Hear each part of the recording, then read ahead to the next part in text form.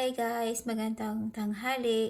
Ayan, kakauwi lang namin galing sa Eindhoven, sa city. Namili kami. Ayan yung mga napamili namin. Ligo, noodles, tsaka yung Mamacita barbecue marinade. Ayan. At tsaka bumili din kami ng sesame oil. May nakita din akong dilis, or in Bisaya we call it bulinaw. At tsaka yung langka na paborito ko, frozen siya. Nakabili din kami ng red tilapia. Yan, papaksiwin ko yan mamaya para sa aming dinner. At saka, mayroon pa kami ibang nabili dyan mula sa bag. Ayan, Japanese cracker. Gustong gusto yan ng asawa ko. At saka, of course, may nakita akong Lala. Product of the Philippines. Masarap po yan. Gusto ko rin yan. At gusto rin ni Habi yan.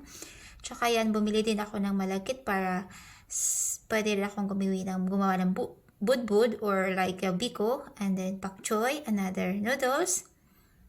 Tsaka nakakita din ako ng sinigang mix. Pwede akong magawa ng hipon na sinigang. At saka sayuti guys. Yan, medyo mahal siya pero okay lang. Tsaka gabi. Ayan, pwede akong gumawa ng sinigang sa gabi dito na baboy.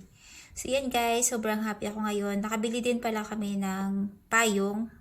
Kasi kailangan namin karoon ng payong kasi laging na ulan dito ngayon. At pumili din sila Bidudo ng 3 polo shirt. Yun lang guys.